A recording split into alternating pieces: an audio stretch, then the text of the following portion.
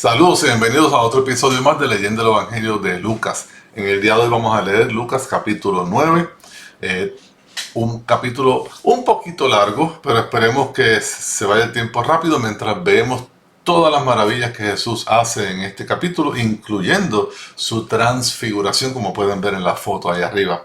Vamos a ver cuando Jesús alimenta a las personas con unos cuantos panes y peces, alimenta más de 5,000 personas. Y vamos a ver también un mensaje importante de lo que nos dice Jesús, de lo que significa ser un discípulo de Jesús, un discípulo de Cristo. Y la idea de toma tu cruz y sígueme. Por eso le puse el diseño de las personas con la cruz caminando. Y vamos a ver al final del capítulo 3 personas que quieren o le dicen a Jesús: quiero seguirte, queremos ser tus discípulos, seguirte.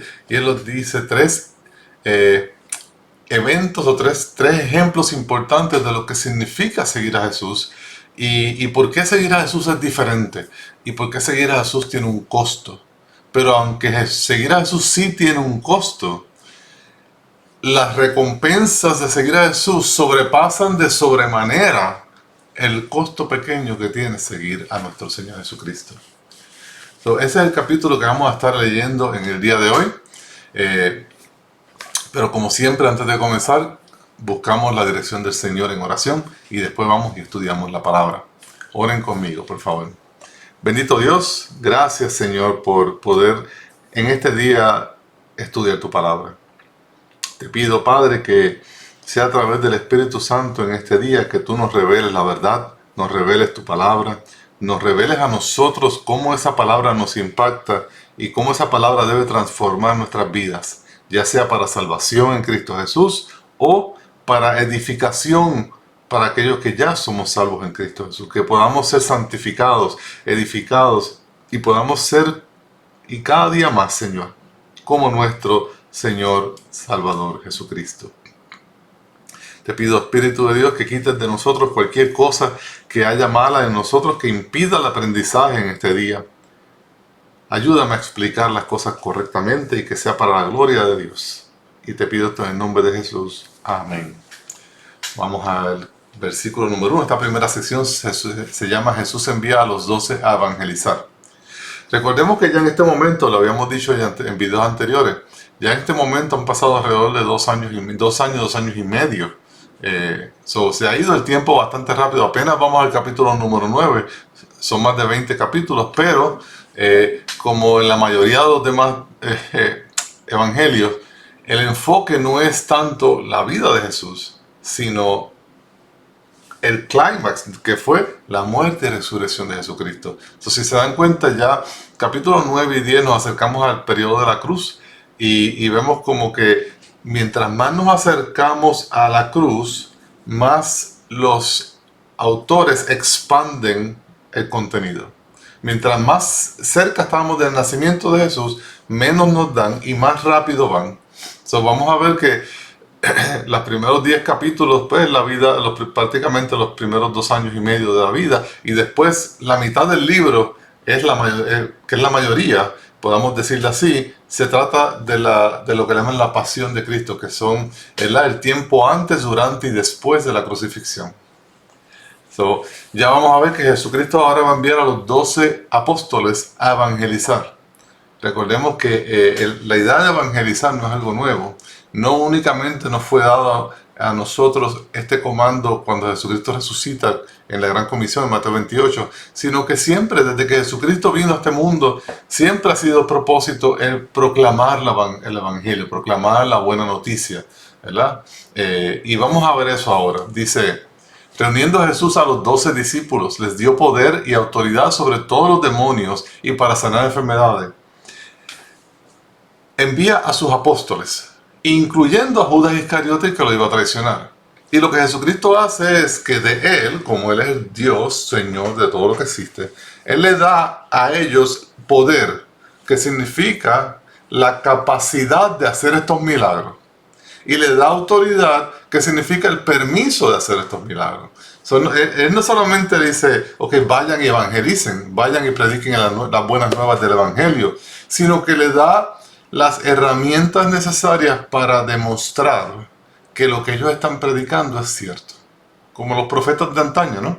Que hacían milagros para dar a demostrar que venían de Dios como mensajeros de Dios, por lo tanto su palabra era verdadera.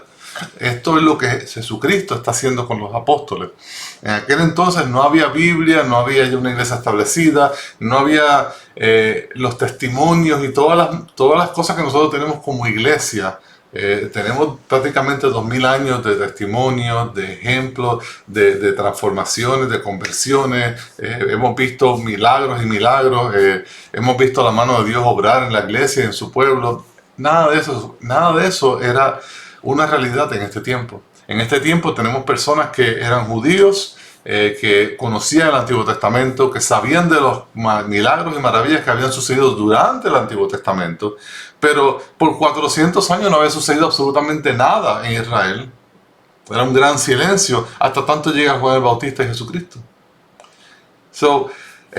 Jesucristo les manda a decir, llegó el Mesías, la buena noticia era que llegó el Mesías, llegó el Cristo, el ungido de Dios, que vino a liberarlos y todas estas buenas noticias que estaban esperando porque se habían profetizado en el Antiguo Testamento. Y de la forma que Jesucristo quiere que las personas crean, no es simplemente una profecía, sino que estas personas hacen milagros para que estas personas vean, wow, sí, lo que dice la profecía ya está, ¿verdad? Porque se decía que cuando en los tiempos del Mesías, cuando viniera el Mesías, los sordos verían, los ciegos verían y todas esas maravillas que ya hemos hablado en capítulos anteriores. Y por eso Jesucristo le da a estos 12 apóstoles, fíjense que se especifica 12. Jesucristo tenía muchos más discípulos en este momento, pero a los que le da poder y autoridad a los apóstoles. Pero no podemos decir, como los apóstoles tenían poder y autoridad, nosotros somos personas que descendemos de los apóstoles, porque ¿verdad? El Evangelio no ha sido llegado a nosotros por los apóstoles.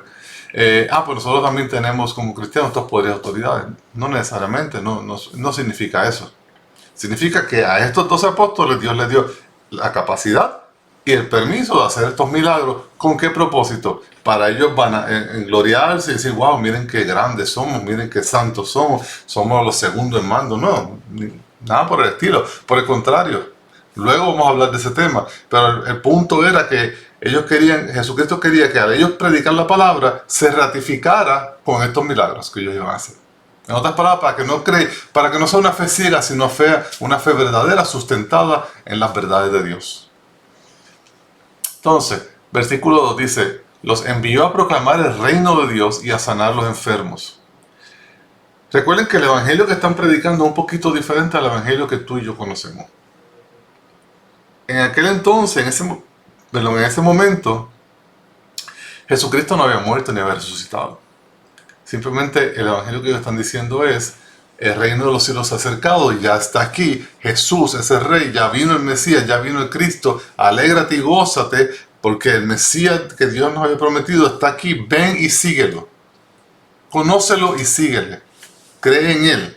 ¿Verdad? Es un mensaje similar en el sentido de que enfoca al Mesías, requiere fe, requiere seguirlo, etc. Requiere arrepentimiento de los pecados, como vimos, pues esa es la idea de Juan el Bautista, ¿no? De que las personas se arrepintieran de sus caminos y vinieran al camino de la verdad y justicia en Cristo Jesús. Todo eso es cierto, pero ahora, luego de muchos años, el evangelio, el mensaje de las buenas nuevas, que es lo que significa evangelio, cambia un poco. Cambia porque ya Jesucristo no está con nosotros aquí, sino que está en el cielo, sentado en su trono a la derecha de Dios Padre, esperando que el Padre los mande a buscar la iglesia, que somos aquellos que nosotros que hemos creído en Él. Y el evangelio dice que Jesucristo vivió una vida santa y perfecta, murió por nuestros pecados, al tercer día resucitó y ascendió al cielo a tomar su lugar.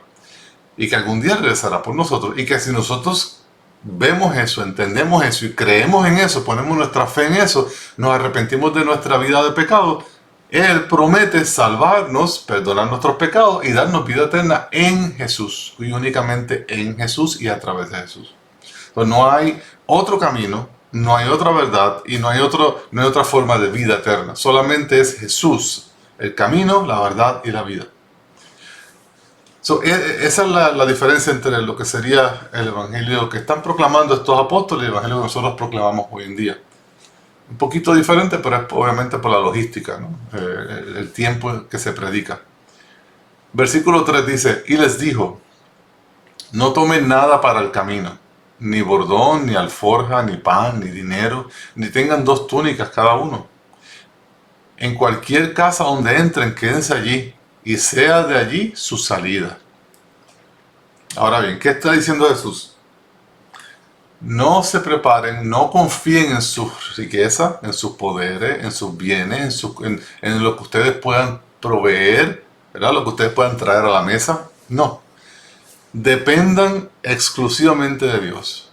Dios le va a proveer la obra, los talentos, el lugar, el camino y las necesidades. Dios es el gran proveedor. Y eso es lo que Jesucristo le está diciendo. No confíen en ustedes, no confíen en su inteligencia, no confíen en sus posesiones, no confíen en sus planes. Ustedes hagan mi voluntad y yo los guardaré y los protegeré y les daré lo que les hace falta y ya. Ese es el punto de este pasaje. Es total confianza en Dios. Y cuando van a los pueblitos, a las diferentes ciudades, especialmente en la región de Galilea, que fueron muchos, pero lo mandó a la región de Israel en general, no podían entrar a los samaritanos, no podían entrar a los gentiles, sino era el pueblo de Israel. Y la idea es que llegaran como que aquí llegué, no tengo nada, estoy proclamando las buenas nuevas de salvación, llegó Jesucristo, llegó el Mesías, y aquel que lo reciba, gloria a Dios, se quedan en esa casa, esas personas les van a proveer. Y cuando terminen de predicar el Evangelio, las buenas nuevas de salvación en ese pueblo, entonces salen de esa casa. Pero si están una semana en ese pueblo, pues una semana se quedan en esa casa que los recibieron. Ahora bien, versículo 5. En cuanto a los que no lo reciban, quiere decir que habían ciudades que ellos iban llegando con las buenas noticias que el Mesías estaba aquí y los sacaban, no los querían ver, no querían el mensaje, no lo rechazaban. Entonces dice que en esos sitios, al salir de la ciudad, sacudan el polvo de sus pies en testimonio en contra de ellos. Esas personas, el Mesías estaba allí, se les proclama el Evangelio, se les proclama la información y rechazan al Mesías. Al rechazar a los mensajeros del Mesías, ¿a quién están rechazando? Están rechazando al Mesías. Y en otros pasajes de Mateo, que tiene un pasaje paralelo a este, nos abunda un poquito más. Dice que esto es que testimonio en contra de su juicio. Eso quiere decir que el castigo de estas personas será peor que el castigo de Sodoma y Gomorra, porque estas personas, teniendo el Mesías, lo rechazaron. Sodoma y Gomorra no tenía nada, simplemente su carnalidad. Y lamentablemente, así como estas personas o estos pueblos rechazaron al Mesías en aquel entonces, todavía hoy en día hay personas rechazando a Jesús. Y cada vez que nos rechazan a nosotros, los que proclamamos la palabra de Dios y al Evangelio, el mensaje de salvación que está en Jesús únicamente, algo que se da de gratis, algo que es de bienestar para las personas, cada vez que rechazo hacia nosotros, rechazo es hacia Dios. Están rechazando a Dios, están diciéndole a Dios, no quiero tu salvación, no te quiero a ti, estoy bien como estoy, no me hace falta. Es un rechazo difícil, es un rechazo ignorante, es un rechazo que tiene graves consecuencias. Y la evidencia es esta, ¿no? Con la idea de sacude el polvo de los pies con testimonio en contra de ellos. Entonces dice el versículo 6, entonces salieron e iban por las aldeas anunciando el Evangelio y sanando por todas partes. Lo mismo que hacía Jesucristo, que iba a diferentes sitios, ellos hacían lo mismo. Llegaban a un sitio, proclamaban la verdad, hacían sanaciones, expulsaban demonios, etc. Las personas creían, los bautizaban y pues, todas las cosas que sucedían. Los discípulos sí bautizaban, Jesús no bautizó a nadie. Y seguían al próximo lugar. Y así es la idea de proclamar las buenas nuevas del Evangelio para que todo aquel que crea no se pierda, mas tenga vida eterna. Y todo eso comenzó en aquel entonces. Ahora bien, ¿qué sucede después? Herodes se enteró de Jesús. Recordemos que Herodes estaba en su palacio, ¿verdad? Su vida lujuriosa, y tanto así fue el alboroto y los rumores y la gente hablando de Jesús que llega a los oídos de Herodes. Y miren lo que sucede. Dice, Herodes el tetrarca se enteró de todo lo que estaba pasando y estaba muy perplejo, asombrado, nervioso, porque algunos decían que Juan había resucitado entre los muertos, otras personas que Elías había aparecido y otros que algún profeta de los antiguos había resucitado. O sea, dice que pensaban que era Jeremías. Entonces Herodes dijo, a Juan yo lo hice decapitar. ¿Quién es entonces este de quien oigo tales cosas? Y procuraba ver a Jesús. Recordemos que ya en este entonces Juan había muerto. Herodes lo mandó a encarcelar porque Juan los confrontó con el pecado que había entre Herodes y Herodías. La esposa de Herodes, se me olvidó el nombre, Herodías, creo que Herodías. La esposa de Herodes, que era esposa de su hermano y que también era familia. Era una relación muy en contra de la voluntad de Dios. Y Juan les reclama y les dice que eso está en contra de la voluntad de Dios, que deben rectificar las cosas, arrepentirse, etc. Ellos no lo hacen. La esposa, Herodes mete a preso a Juan y al fin y al cabo la esposa hace algo con su hija para que convenza a Herodes de que mate a Juan. Y sucede, y Herodes mata a Juan. Ahora bien, Herodes no quedó bien. Herodes sabía bien claro quién era Juan.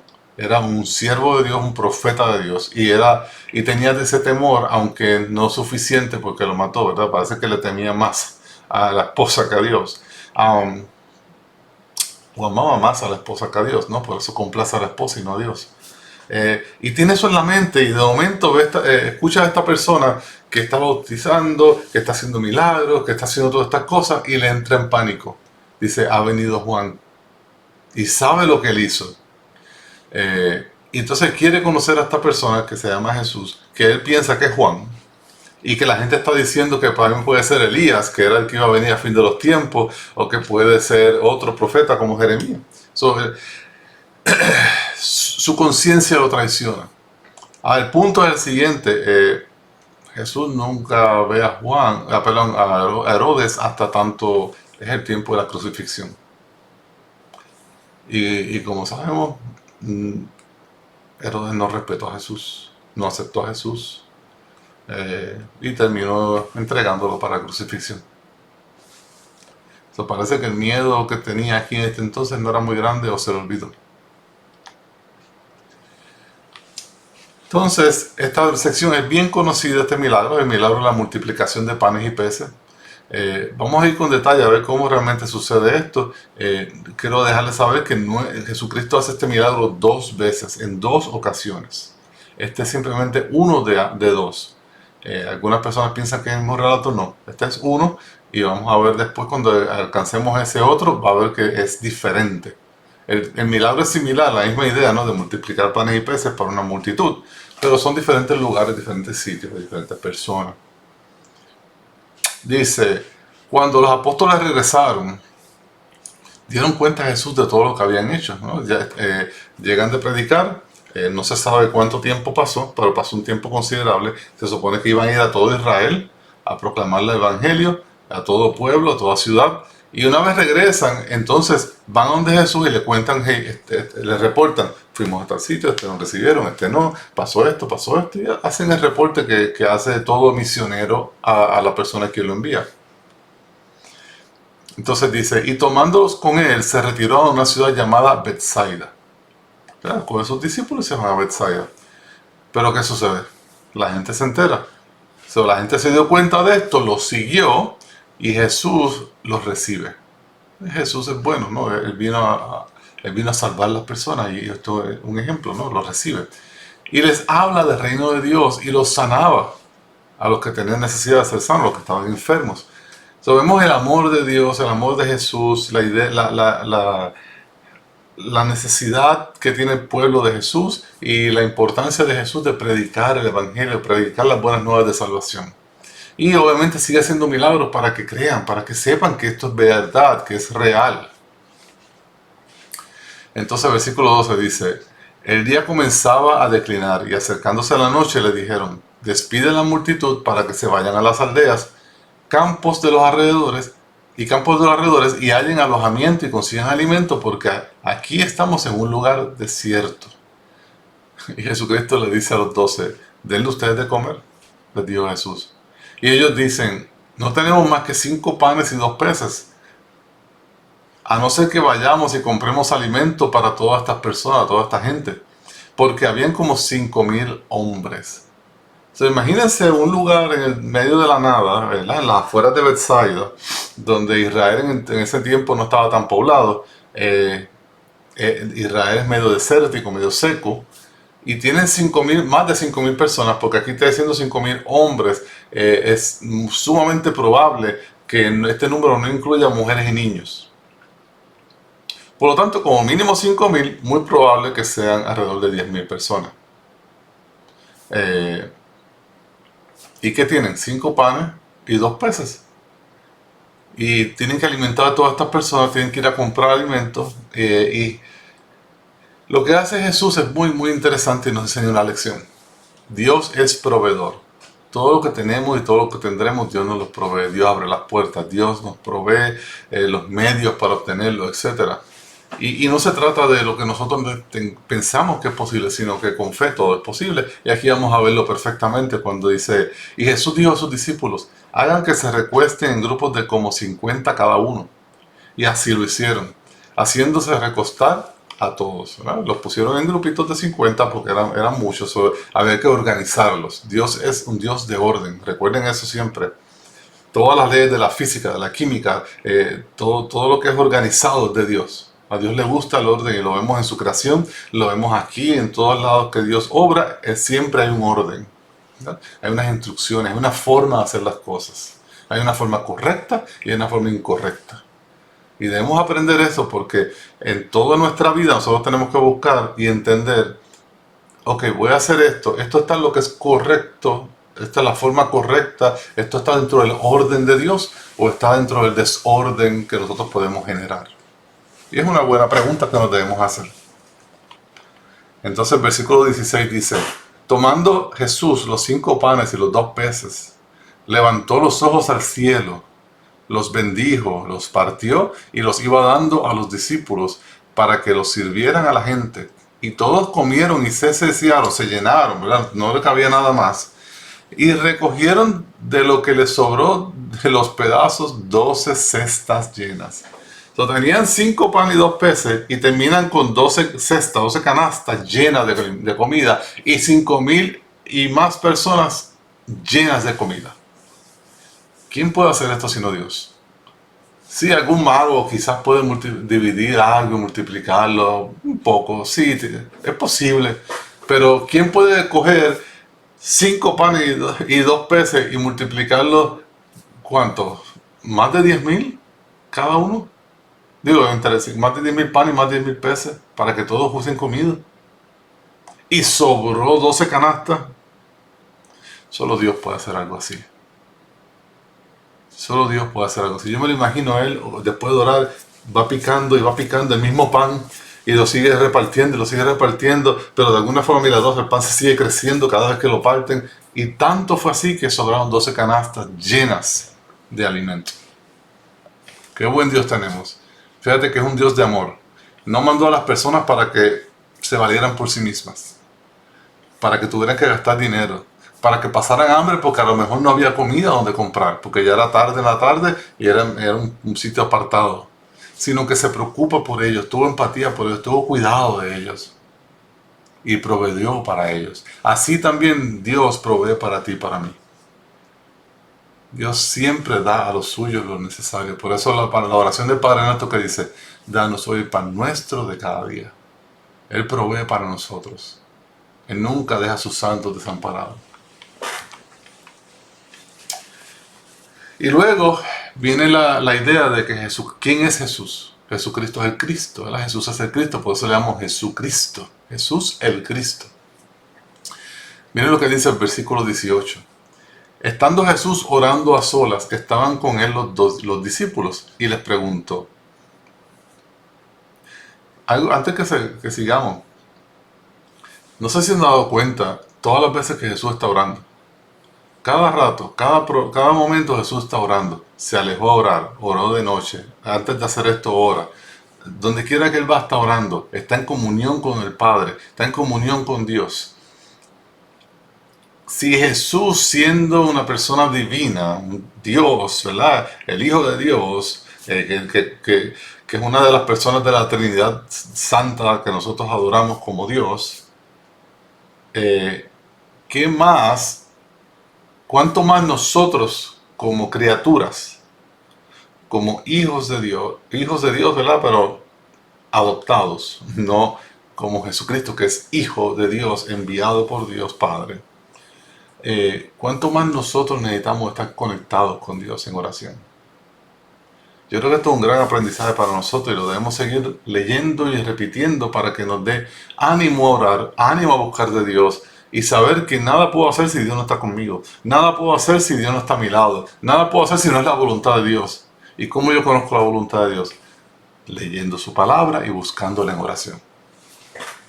Y Jesucristo sigue orando y los discípulos estaban con él y les preguntó, ¿quién dicen las multitudes que soy yo? Y los discípulos le contestan lo que ellos saben. Unos Juan el Bautista, otros Elías y otros algún profeta de los antiguos que han resucitado. Fíjense que es la misma oración el mismo pensamiento del rey Herodes, del tetrarca Herodes, que decía, ¿quién es este Jesús? Y, ¿es Juan el Bautista? ¿O es Elías? ¿O es un profeta? Porque es lo que se hablaba en el pueblo, en la nación. Esto confirma que la información correcta llegó a donde Herodes y Herodías, la esposa. Entonces dice, ¿y ustedes? ¿Quién dice que soy yo? Jesús les pregunta a los discípulos. Y Pedro le responde, bien hecho esta vez, el Cristo de Dios. En otras palabras, el ungido, el rey de Dios, el ungido de Dios. El que iba a venir descendiente del rey David para reinar en el pueblo de Dios para siempre y su reino no tendrá fin. Y correctamente Pedro le dice, tú eres el Cristo, el ungido de Dios.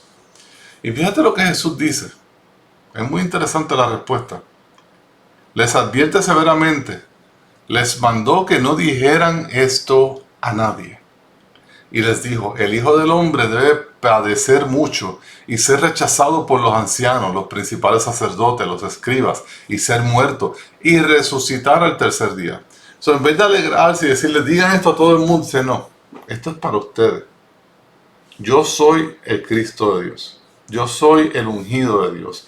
Yo soy el que había de venir. Gloria a Dios porque lo saben. Pero todavía no se lo digan a nadie. Porque tiene que suceder algo primero. ¿Qué es lo que tiene que suceder? Que mi ministerio termine. El ministerio de Jesús tiene que terminar en su resurrección y ascensión. Una vez eso suceda, vamos a decírselo a Raimundo y todo el mundo. Que no quede un alma que no lo sepa. Pero hasta ese momento no lo podían decir. Y fíjense que aquí ya Jesucristo empieza a contarles y a revelarles lo que iba a suceder.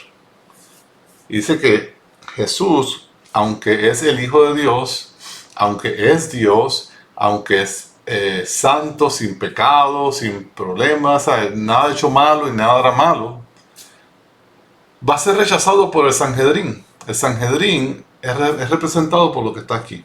Sanhedrín es ese cuerpo que gobierna a Israel, ese cuerpo judío que gobierna a Israel, y está compuesto por esto que está aquí. Fíjense lo que dice, los ancianos, los líderes de las tribus de Israel, los líderes de las personas que tenían autoridad en Israel.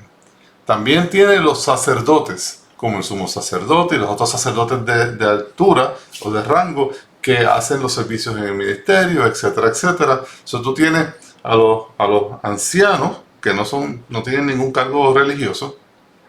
Tienes a los sacerdotes, que en su mayoría eran saduceos. Y tienes a los escribas, que eran los abogados, los conocedores de la ley, que en su mayoría eran fariseos. Y él dice, todo este cuerpo que representa a Israel me va a rechazar. Sí, obviamente no significa que no haya, por ejemplo, un fariseo que no crea en Jesús. Nicodemo es un fariseo que creyó en Jesús. Pero en general, por su mayoría, va a haber una sola voz que van a rechazar a Jesús y van a decir crucifícalo y se van a alegrar porque Jesús murió.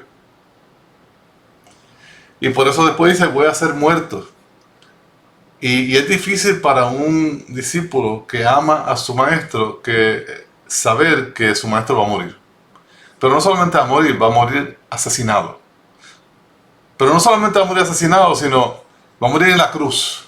Y tengan en la mente que la cruz era la muerte, la forma de castigo más horrible que existía en aquel entonces, reservada para los peores criminales. Y yo imagino la mente de estos discípulos y dice, pero si Jesús no tiene pecado, no ha hecho nada malo, es santo, es bueno, es perfecto, ¿cómo es que de ahí toma de ser el extremo de perfección, va a ir al extremo de castigo? O sea, eso tiene que ser algo bien difícil para estas personas, entender todo esto. Porque recuerden que nosotros tenemos un intelecto muy limitado. Pero Jesucristo poco a poco le va a seguir dando información hasta tanto ellos van a saber qué sucede y lo que sucedió.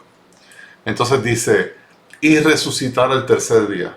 Importante, él profetizó su resurrección. Nadie que sea un falso profeta, nadie que sea más que Dios, que Jesús es Dios, va a poder profetizar y predecir algo tan inmanipulable. Me morí, pero al tercer día voy a tomar mi cuerpo y voy a vivir otra vez. Eso no se puede imitar, eso no se puede engañar, eso no se puede falsificar. No hay forma. Hay milagros que se pueden falsificar, ¿no? Y dimos varios ejemplos, como el de la serpiente de los magos del faraón. Pero hay cosas que no se pueden falsificar. Esta es una de ellas. Sanar un ciego de nacimiento, esa es otra.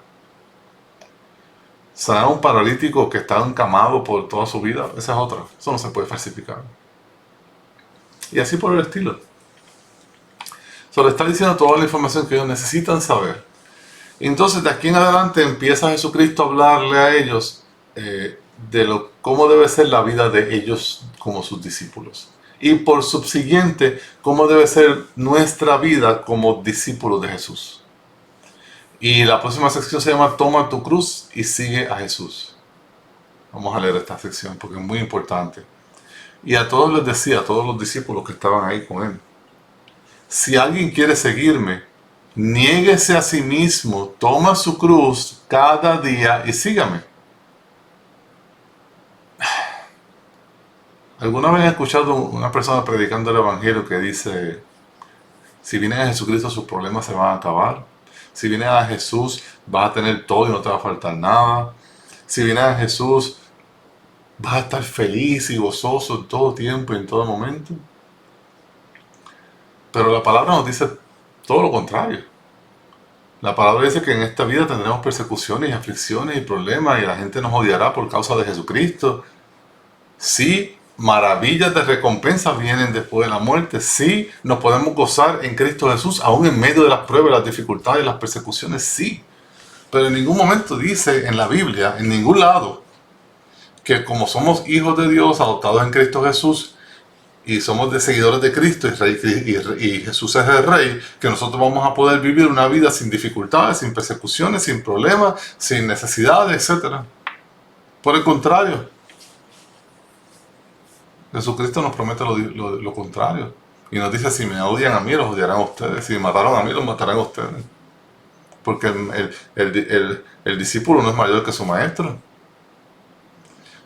Jesucristo nos está diciendo es que para ser discípulo de Jesús, no solamente tienes que tener el deseo de amar a Jesús, sino tienes que hacerlo una realidad. Y el amar a Jesús es, yo voy a hacer la voluntad de Dios, sea cual sea, cuésteme lo que me cueste. ¿Verdad? Me tengo que negar a mí mismo. Mi carne me va a pedir ciertas cosas que muchas de ellas van a ser en contra de Dios y yo me tengo que negar. Mi carne va a querer, como dice el versículo 24, salvar mi vida, pero mi espíritu dice no, dala en el nombre de Jesús. Eso quiere decir que hay una negación y una idea de morir a mí mismo, al viejo hombre, diariamente. Diariamente yo tengo que morir a quien yo era en la carne y vivir imitando a Cristo Jesús. Y eso va a requerir que a veces, cuando si el Señor lo permita, yo tenga que tomar decisiones difíciles que no son agradables para mí, pero son buenas a los ojos de Dios.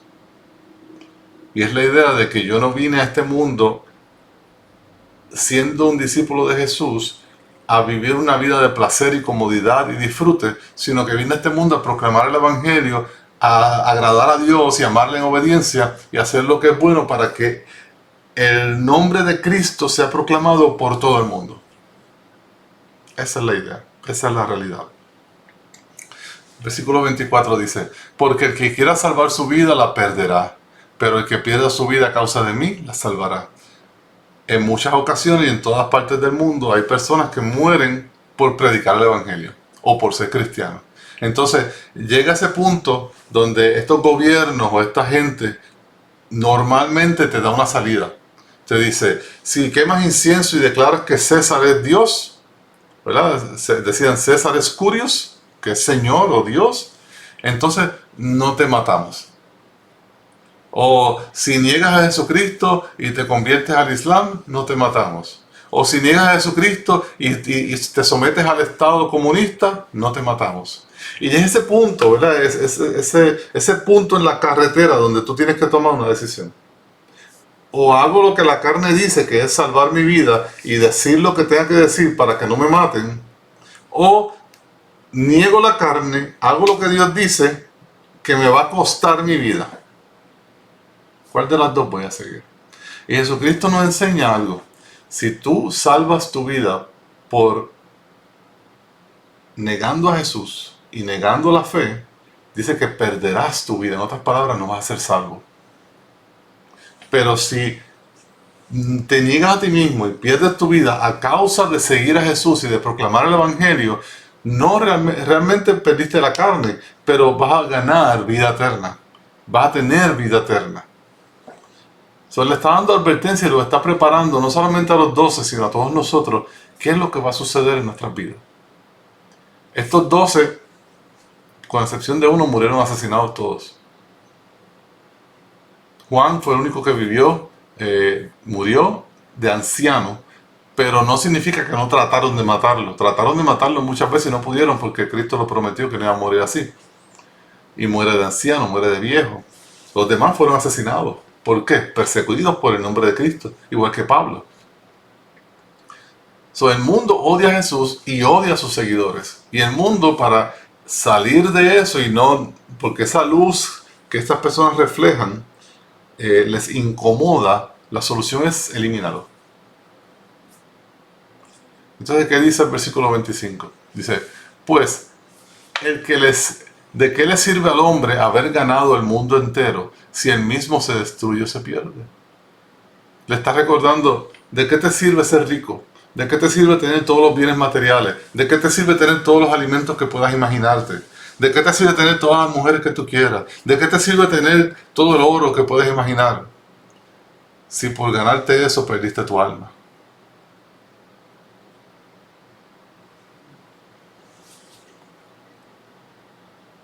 Versículo 26. Porque el que se avergüence de mí y de mis palabras, de éste se avergonzará el Hijo del Hombre cuando venga en su gloria y la del Padre y la de los santos ángeles. Aquí nos está recordando que si nosotros somos discípulos de Jesús, yo no me puedo avergonzar de Jesús ni de sus palabras. Eso quiere decir que no lo puedo rechazar delante de los hombres. Eso quiere decir que tengo que proclamar el Evangelio, tengo que proclamar la palabra de Dios. ¿Por qué? Porque aunque me critiquen y aunque me digan ridículo y aunque me digan loco, no importa, porque Jesús es el Hijo de Dios. Jesús es el único que nos puede salvar. Jesús es la única esperanza que tenemos y en Jesús únicamente hay salvación. Y el Evangelio, que es la palabra de Dios, es el poder de Dios para salvación. O sea que si yo quiero ser salvo y yo quiero que todo el mundo alrededor mío, todos ustedes sean salvos, yo tengo que proclamarle la palabra, digan lo que me digan, no me voy a avergonzar de Jesús, porque si hago eso, hay graves consecuencias. Si yo me avergüenzo de Jesús, Él se avergonzará de mí. Si yo niego a Jesús, Él me negará delante del Padre. Y créanme, si algo que yo no quiero es eso. Yo quiero que algún día cuando yo llegue a su presencia, Él me diga, vente, entra, tu siervo bueno y fiel. Y me presenta el Padre como suyo.